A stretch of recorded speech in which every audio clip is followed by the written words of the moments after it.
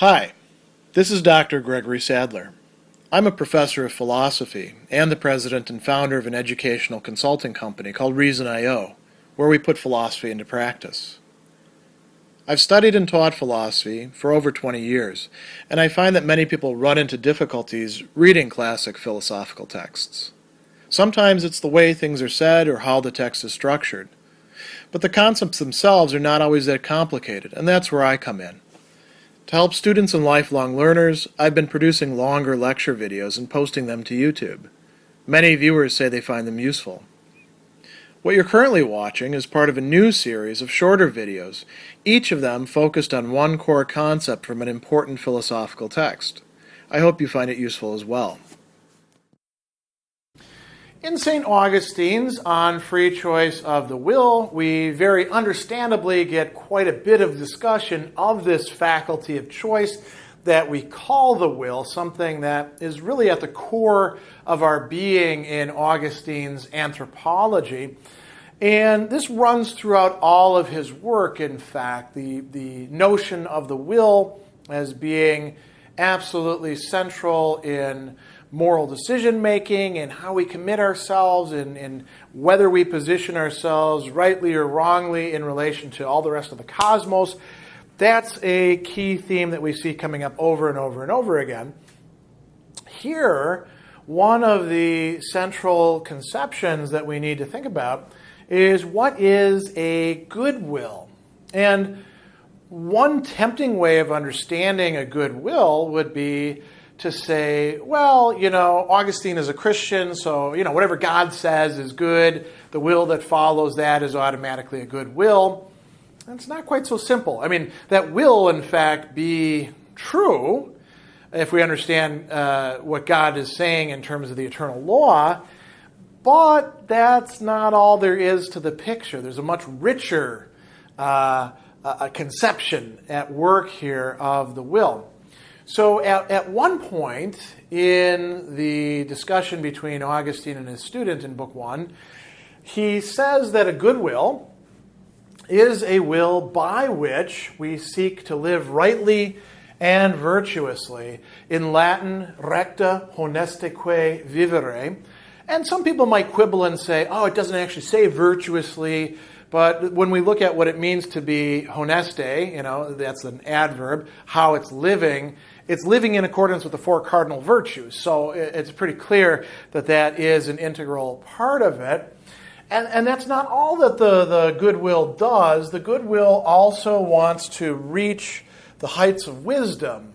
That is, in Latin, ad summum sapientiam pervenere, to penetrate up to the very heights or the very highest points of wisdom. So there's, you could say, a kind of cognitive and conative thing, action-oriented, and there's also an affective side to this as well.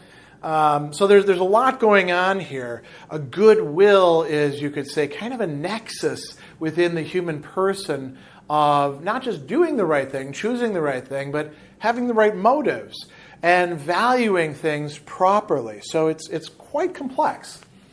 What is this going to look like in practical life? Well, we can get a bit of understanding by looking at what he contrasts this against. A will that is fundamentally damaged, screwed up, getting things wrong. A little bit earlier in the work, he talks about how it's up to us, it's up to our will and our free choice of the will, whether or not we give into desire or whether we choose something else than desiring temporal goods. So he says, there's a punishment if we screw up. What is the punishment? It's not going down to hell and getting poked with pitchforks by demons in flames or anything like that.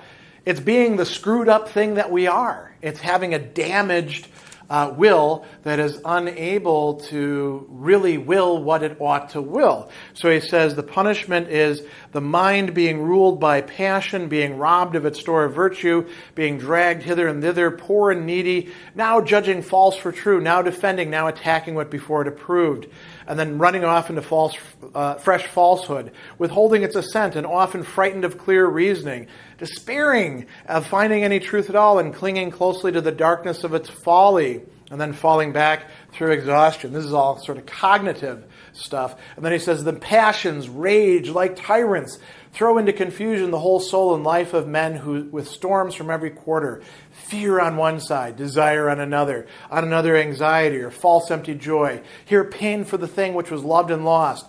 There eagerness to win what is not possessed. There grief for an injury received. Here burning desire to avenge it. And he goes on and on and on, right? And he says that this is what happens to a will that is not a good will. So what makes a will a good will if we want to avoid that sort of internal turmoil? Part of it is actually valuing the good will highly, that is, to the extent that it should be valued, and taking a great joy in possessing it. When we actually do possess the virtues and a right way of motivating ourselves, even when we're just on the way, moving away from all of these vices and passions and cognitive problems, if we're going the right way, we might feel sad about how screwed up we are, but we can feel good about the measure of goodwill we do possess, the direction that we're going in. We value that more highly than anything else, any temporal thing, and we take joy in it, he says. That is really central to the conception of the goodwill. And this is what he means by a will by which we live to seek righteously and virtuously and to reach the height of wisdom. He says, I want you to tell me how much you think this will is worth. Do you think that riches or honors or bodily pleasures or all of these together bear any comparison with it? And Evodia says, no, not at all. It's very easy for us, though, to think that, well, if I do the wrong thing right now in order to make a buck or in order to get some pleasure, I'll make up for it later, But we've already abandoned the goodwill in doing that. So he says, do you think that those who lack this joy suffer a small loss in being deprived of such a good? And Evodia says, no, they suffer a great loss. What's really key to Augustine's way of looking at things is that it is up to us whether or not we have or keep the goodwill. It's our choice.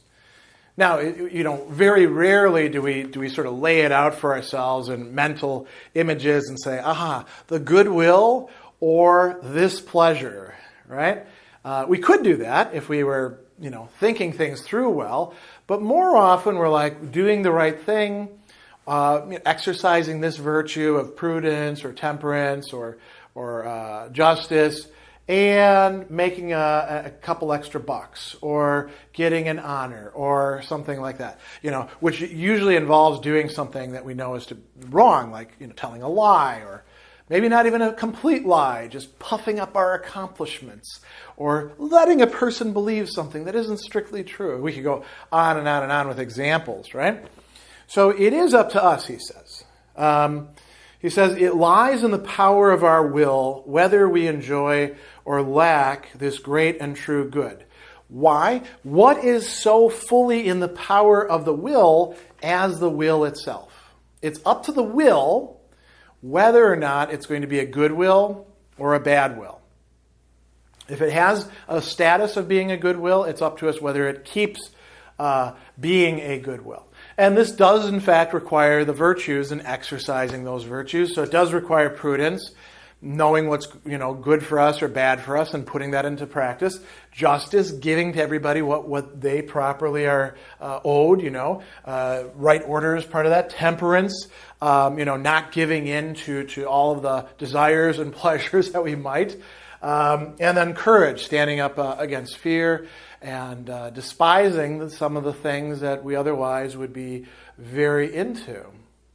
So, to go on, we do, in fact, as he says, choose and keep the goodwill. But he goes a bit further. To have the goodwill, strictly speaking, means to love the goodwill. To feel a kind of love towards oneself, or that part of oneself that not only does choosing, not only has this capacity to decide things and order them and prioritize them, but is properly ordered. So when we have this within ourselves, it's not like we should feel, proud in the bad sense, but we can look at it and say, wow, that's really something good. It may not be perfect, but it is indeed something good that we could take some joy in. So he says, this is what it means to have goodwill. There's a kind of reflexivity to it. He says, whether to love one's own goodwill and value it as highly as we've said is itself goodwill, that's the question. And Evodius says, yes, that is indeed it. When you have the goodwill, part of what it means to have the goodwill is that goodwill values that goodwill in the right way. And that may be a little bit complex, but it's we can see a sort of circularity there, or reflexivity, as we've said. It is also going to involve loving other things. So among them, it'll involve loving the eternal law. And the eternal law is this thing that Augustine thinks provides moral norms for all other laws. It's the law coming from God. It's also a law that we're able to grasp by reason. It doesn't change from time to time and place to place, situation to situation. It remains right. It remains the standard of right. And so having a goodwill means loving the eternal law. It also means deserving happiness in accordance with the eternal law as well, and following the eternal law because it is the eternal law, or putting it another way, because it's right, because it's what's good for us. So the eternal law provides a set of standards that the goodwill can use to structure itself, to guide itself. And it even sort of ratifies the fact that part of the eternal law is if it doesn't do that, then it's going to fall into misery. The eternal law dictates that reward and punishment happen through happiness and misery, and that the will gets to decide between those. So what is this ultimately going to mean? It's not just about the eternal law. It's not just about looking within. It'll also have to do with how we arrange all of the other goods in our life, the temporal goods, which are, in fact, genuine goods. Pleasure, social status, our relationships with other people, wealth, those sorts of things. What do we make of them? If we have a goodwill, we make sure that the goodwill always comes first, and those things, if we have to choose between them and the goodwill, it comes second. But if we can enjoy them and use them properly, then that is actually the goodwill. And they can, in fact, according to Augustine, be used properly, that is, in accordance with the eternal law. So this is a particularly robust and reflexive conception of what it means to possess a genuinely good will as a human being, as somebody who is endowed with this faculty as part of our very human nature. And one thing I'll say by way of closing this off is that in other places, Augustine talks about the will itself as being a very great good, that we would not be as good as we are, even though we're very often quite bad and screwed up, if we lacked a free will. So this, the right use of the free will, the good will, is something that's going to be of absolute importance in Augustine's moral theory.